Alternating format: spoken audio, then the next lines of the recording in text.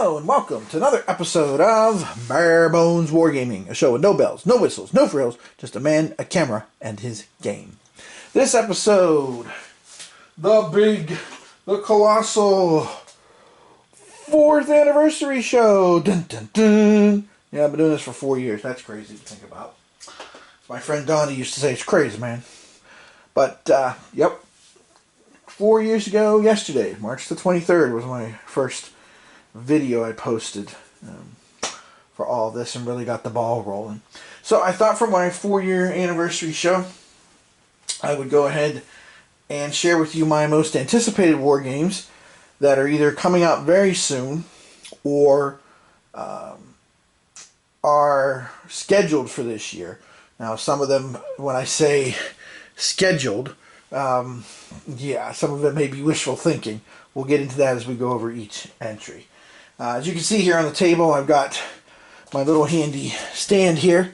I'm going to use to put my phone on to show the images because, of course, since these are anticipated, there's just pages for them on Board Game Geek. And as you can also see, I'm sure I have placed on the table, decided to try Axis and Allies War at Sea miniatures. So I'm in the process of doing that. And of course, these are four of my favorites here. The Zuikaku, Shokoku, and of course, Saratoga, and the Big E, the Enterprise, my favorite aircraft carrier of World War II. So I mean, basically, you could say this is the Battle of the Eastern Solomons, because that's basically what it is. Alright, so, without further ado, let's start the countdown. My 10 most anticipated war games for this year. Coming in at number 10 is a game that I actually play tested, and that is Carrier Battle, the Philippine Sea, that is scheduled to come out from Compass Games, designed by John Southard. Now, this is the follow-up game to Mr. Southard's fantastic Carrier game, which came out way back in 1990, 30-some years ago, the Southwest Pacific campaign, which I absolutely loved, have played a ton, although I haven't played it recently, I admit. But this game, this new one, is focusing on, of course, the Marianas, the Great Marianas Turkey Shoot. And it also has revised and refined search procedures, which I'm kind of hoping that maybe Mr. Southern will do an update kit for Carrier, because how he's enhanced and made the search better has been totally awesome.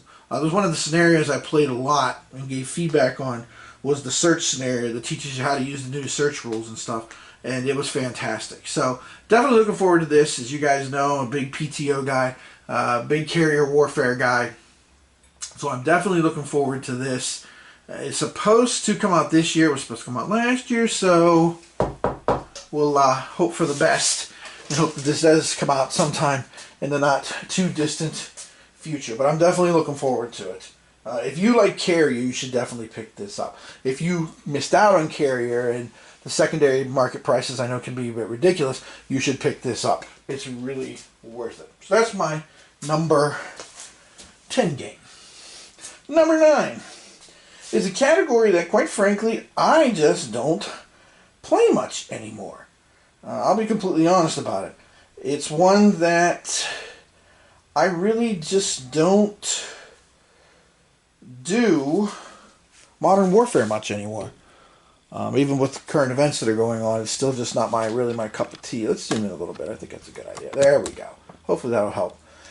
And that is a GMT release that's supposed to be coming out this year, Flashpoint South China Sea. Card-driven game, of course, about near future Chinese expansion. Their zone, their sphere of influence, as they claim, which I noticed the line goes way up by Guam. So I am interested in this. I'm curious about it. I have been watching the events in Ukraine and kind of watching the Chinese to see what they're doing very carefully too. Because despite Russia's aggression and nastiness, I still think, as far as challenges to the global system and stuff goes, I still think that China is the most likely challenger to the global system the United States has created. So keep an eye on that. But this looks very interesting. Again, I have enjoyed in the past Red Dragon Rising, games like that. I didn't care for, I think the Compass games was called Breaking the Chains, if I recall. I just didn't particularly care for how that game flowed. I mean, not to say it's a bad game, it just wasn't for me. But this one I'm looking forward to, card driven. Looks more like a strategic game. So I'm hoping that this one will be one that when I do want to kind of look at options and explore possibilities for modern operations with China, this will be a good option for me. And my wife likes card driven games, period. So she would be more likely to play, excuse me, something like this with me than not. So that's the other reason I've signed up for this. But hopefully this will be out soon. So that's my number 9 anticipated game, Flashpoint South China Sea. Number 8 is a follow-up game to a game that I have done a playthrough video for, and a game that I definitely enjoyed without question. So I am looking forward to this newest edition of it. I'm trying to get the image. There we go. There's the box card. Sorry about that. And then number 8 one is Europe in Turmoil 2. This, of course, the follow-up to Europe in Turmoil, Prelude to the Great War. This is the interbellum years between the big one and the bigger one, I guess you could say. The war to end all wars, and the war that ended war for at least a while, anyway, I guess, given current events in Europe. So I'm definitely looking forward to this. It's got a similar system, similar structure from what I understand. I did enjoy that Great War a lot. It's variations on the theme, so to speak, with Twilight Struggle. So I definitely am looking forward to this because the in-between years, there was, a lot of geopolitical options and possibilities and things that could have happened. So that intrigues me. And like I said, I enjoyed the First World War version of it. So this is definitely high on my list. But again, I'm not sure if this one is more wishful thinking or not, because there are a couple on here. There's I compiled all this information from a geek list here on Board Game Geek of your most anticipated war games. And of course, a couple entries literally, after somebody puts the entry up, somebody's first comment is wishful thinking for 2022. So we'll see. I mean, still we got, 9 months basically left? So 8 months, something like that. So anyway, I'm definitely looking forward to this, as I enjoyed the first version, so to speak. So number 8 on my list, Europe in Turmoil 2 from Compass Games. Alright, number 7. Lucky number 7. Number 7, you'd think I would give up on this at this point, but I just... I'm like that old Depeche Mode song. I just can't get enough. I just can't get enough. And my number 7 is Oceans of Fire, which is another strategic PTO game. Now, I know what you're thinking. Tim, you have Across the Pacific. You have Conquest and Consequence. You have Orange Swan coming. This is all true. But I'm intrigued. I'm intrigued by the map. I'm intrigued by some of the things I've seen, the scuttlebutt I've heard. So I probably will pick it up. I mean, I feel like when it comes to strategic Pacific Theater games, it's kind of like Barbarossa games. I think I am destined to get them all. Just because, I don't know if you could call it the FOMO thing, finding the ideal game for this situation. I'm not sure. It's possible. But it's like I have to try them all. I mean, I know that sounds like stupid Pokemon, gotta catch them all, but excuse me. And that's kind of the way I feel about it. I have gone through, and fortunately I've been able to either trade or sell many games, but I've gone through lots and lots of Barbarossa games, and lots of PTO games too. But when a new one comes out, unless I look at it and go, yeah, you know what, too many counters or whatever and stuff, or like the recent GMT release of Mark Herman's big Hex Encounter Pacific Theater game. I didn't have interest in that. I own the old version, and it was okay, but just not my cup of tea. So there was no need to try the new version, in my opinion. I mean, as all this is my opinion. But anyway, Oceans of Fire, I'm definitely looking forward to that. That is my number 7 game on the list. Number 6 on the list. Dun, dun, dun, dun, dun, dun, dun, dun, dun, dun, dun, dun, is Waterloo 1815. From what I understand, those of us in North America, it's going to be a little while before we get ours. Good news is I heard Golden Bell is not doing the fulfillment, so yay! For those of you who know anything about the 1807 Napoleon game, the fiasco, Lord have mercy. Yeah. Whew.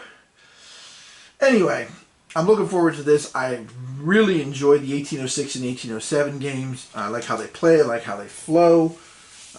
This will be interesting to see how they handle Waterloo. And I hope, if you guys are listening, the publishers of this, which is, I'm drawing a blank on this right now, Shakos. That's it, Shakos. I hope next game is Napoleon 1813 because, dude, come on. That one's just screaming to have a game made in this system. But first, we got to get this one in our hot little hands. Again, I don't know exactly when that's going to be. I understand it's going to be a little while. So we shall see. But I'm definitely looking forward to this because I enjoyed the first 2 games. And anytime I want to do Operation Napoleonic, this is perfect. Which is good because when it comes to Napoleonic stuff, I've got things figured out now. When it's operational, I enjoy this. When it's simpler and more battle-driven, I enjoy the Napoleonic 20 system, which I understand Decision Games bought the rights to and is going to be publishing like sets of. So that would be kind of cool if that comes to pass, because some of them are extremely hard to get your hands on right now.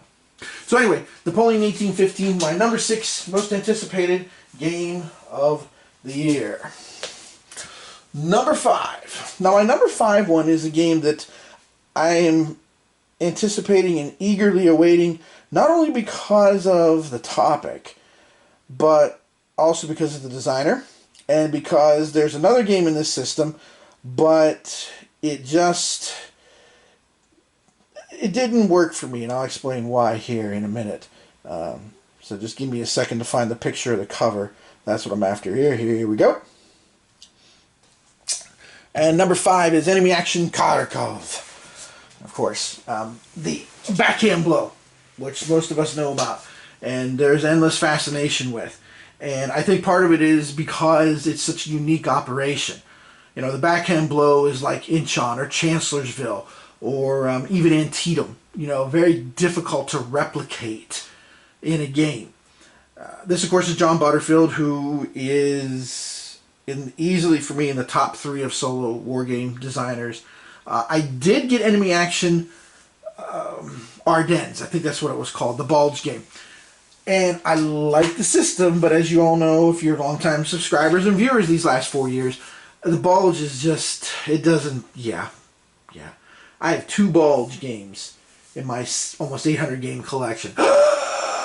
He's a heretic! No, I think Bulge is kind of like American Civil War for me. I think I've sucked everything out of it I can when I was younger, and I just don't care anymore.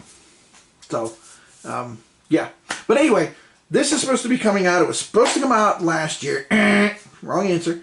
But supposedly this year, later this year, I understand, 3rd quarter. We'll see. But I am definitely looking forward to it because I did like the system of the Ardennes one. I do like Butterfield's designs, and I'm curious to see how he will make this work. Because right now my favorite current backhand blow game is von Manstein's backhand blow, which is the turning the table system, and I think it does a good job and allows you to have that uncertainty and recreate because of the action points that you get each turn. You have to spend points to attack and move and all that jazz. But I'll be curious to see what Butterfield does. I'm very much looking forward to this because this, again, it's like one of those holy grail of battles or games or events that, well, I should say battles that it made into games, that it's just extremely difficult to replicate the circumstances of what went down. You know, it's kind of like trying to make the Strategic Alexander the Great game. It's the same thing. It's just so hard to replicate what went on. You know, it's difficult. There's no other way to put it. So that's my number 5 anticipated game of the year. Now my number 4, I'm going to take away the stand here for a minute, because number 4, I understand, is still coming out. I just got my hands on it. I used to have a copy of this, but well, the base game, the Admirals War, but I kind of set it aside. And then I understood, or heard that this was coming out, the expansion, which was going to include some ASW stuff. Cool. But more importantly for me, and it kind of tipped me over to picking it up, was the 2 Warplane Orange scenarios set in 1931 and 1938 that come with the game now in the expansion. That I really was intrigued by, and I've already tried the 1931 one, and I gotta try it again because I just went whole hog with the Japanese and see what would happen. I mean, you know, what if they go wild and basically everybody and their mother gets in the fight against them? So I have to try the other one. The other thing that's good about this is if you own Admirals War, one of the criticisms of the base game was you basically had to play the whole game. But in this expansion, there is, in the booklet, there is now scenario guidelines where you could play either just the Atlantic Theater or, for me, the Pacific Theater. So that's cool. So that's why I picked it up. You know, I kind of thought about it,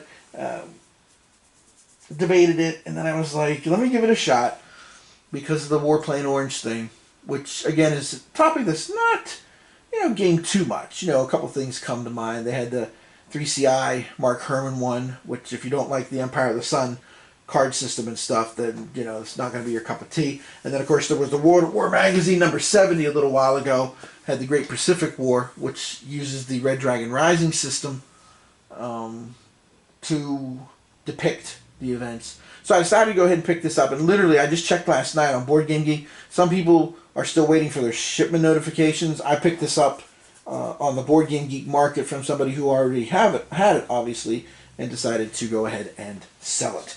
So that's my number 4 anticipated, and I will say that this one has not disappointed. I'm very happy I decided to go ahead and pick it up. Okay, on to number 3. Now, number 3, I have a little caveat here because I couldn't find it in the Board Game Geek system. And I guess it's probably because they're not quite ready to release it. So what I'm going to have to do is share with you an image of the system. So bear with me here a second. So let me bring my little stand back in between my carrier battle groups there. And that is the Waterloo Solitaire system. Now this is the second game in the system from Worthington Games. There is the Bismarck one, which I understand both of these have been well received. People are enjoying them. I haven't bought either one because I just don't have that interest in either one. But I got an update letter from, you know, one of those emails from Worthington about what's going on and what's in the pipeline. And I was skimming down through it. I'm like, okay. Then I saw for this solitaire book game system, Coral Sea. And I was like, hell yeah, sign me up. As soon as that hits Kickstarter, boom, I'm going to be one of the first people there. So I'm using this image because I checked the database, and maybe I overlooked it, it's possible, but I checked it to the best of my technological abilities, which granted are limited, and I couldn't find it. So I'm using this image for the system, which is the solitaire book system that they have started and created, and this one's going to be for the Coral Sea. Now hopefully it'll be out later this year. I understand it's supposed to be, but we'll see. But yeah, I have to. It's like I said, it's PTO, it's carrier battle. I don't have the skills to resist such a game. It's not in me. So that's my number 3 anticipated game of the year, is the Coral Sea Solitaire book game that'll be coming out hopefully from Worthington Games. Could be next year, but I'm hoping it'll be this year. All right, here we go now. Time for the big 2. Dun, dun, dun. Number 2 on the list is a game that, again, is part of a system. I have enjoyed the other games in this so far.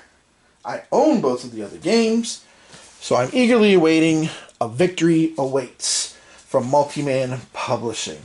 The other two games in this system, of course, are Victory Lost. That was the first one Multiman Publishing did a while ago. I want to say like 15 years ago. And then A Victory Denied, which I ended up having to trade for because it's quite expensive, which is the Smolensk situation between July and September of 1941. This one, of course, is supposed to be, I understand, for the entire Barbarossa campaign. So using the same kind of system. So that will be cool. And I'm very much looking forward to this. This, of course, has been on the table for a while.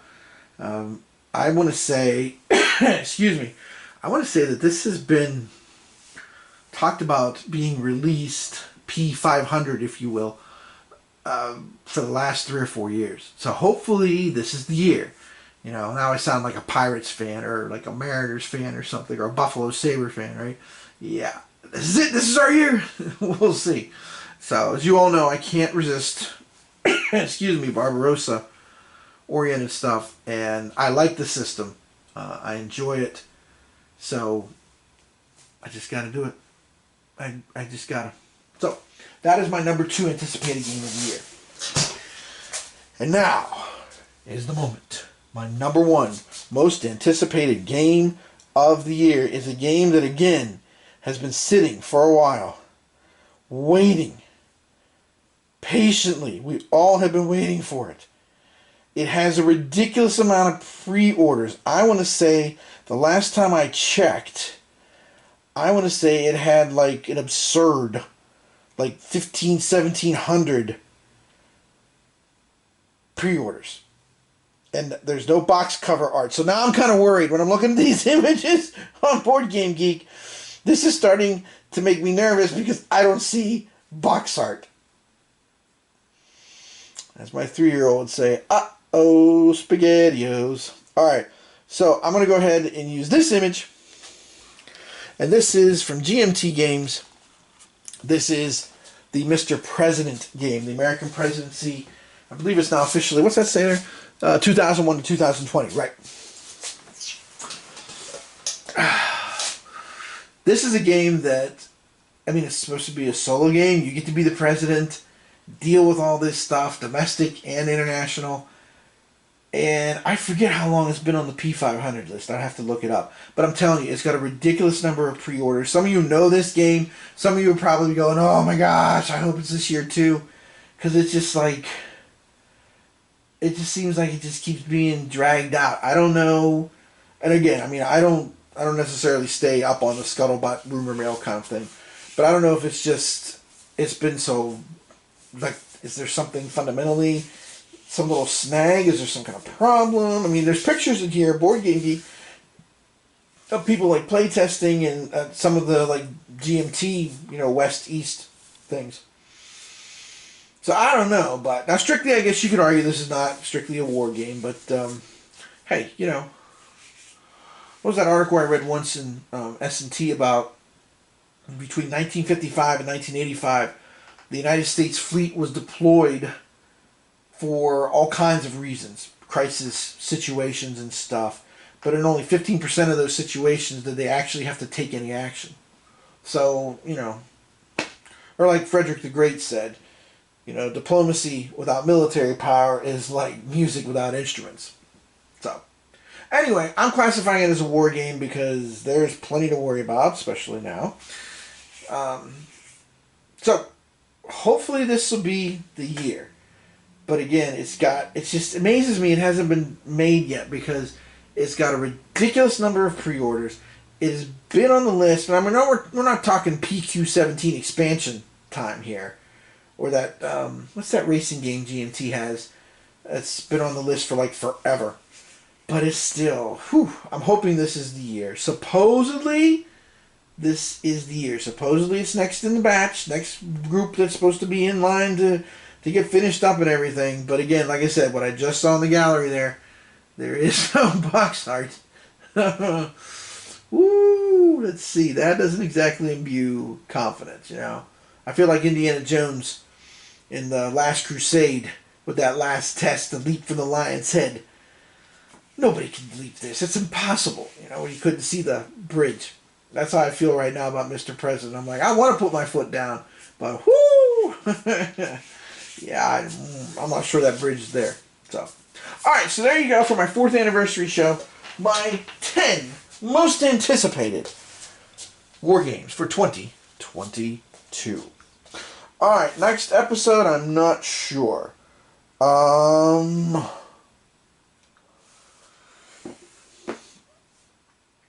We'll see. I'm still in the PTO. I've been trying to kind of move away from it a little bit, but as you can see, I've got the carriers down, so that's probably not happening sometime soon.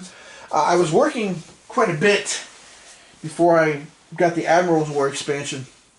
I was working quite a bit on my solo carrier design, which those of you, again, long-time subscribers, last year I was working on it and I was unhappy with it because I just felt like I wasn't hitting the spot I wanted to, which is somewhere between Fires and Midway and Carrier. And I just felt when I kept working on it last year, I was either going to have us having too much dice rolling, that's Fires and Midway, or too many charts, that's Carrier. So I kind of went back to the design and focused on what I thought were the essential things. And I actually decided to channel my inner John Butterfield, and I went diceless with it. I mean, I should share it with you guys. I think I have it down reasonably well now. I've been working on it from the USN perspective, but that was another thing I decided to do this time with the game, was also make it so you can play it from the IJN perspective. So you can do it from both sides. I will say, based on everything that I've done with it, that it is going to be more of, more of like a narrative game, to be honest, and more of a campaign game, I'm thinking, where, you can have encounters, because the system is kind of a random generator thing. I'm working on the idea of scenarios like for Coral Sea and everything and stuff, but it's more like that, and then linking them together, I think, would also be part of the game. Because, when you think about it, not to get off on a tangent here too much, but just when you think about it, there's only so much you can do if you're making a carrier game like that, because how many decisions do you really make? You make the decisions on the searches, who to believe, what you think is out there, and then you make the decision on the strike. How big?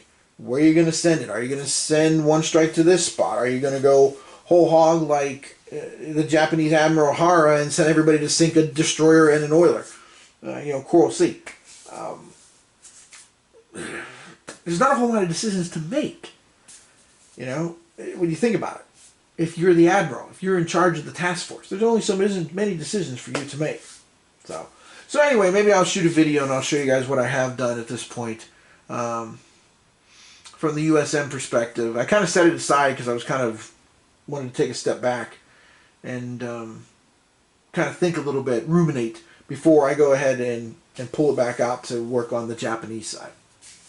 So we'll see. But anyway, if you're interested in seeing it, by all means, please put that in the comments, and I will make sure that I go ahead and try to get a video of that, so you can kind of see the differences between what I was doing about a year ago versus what I'm doing now. And I kind of have overhauled things quite a bit, to be honest.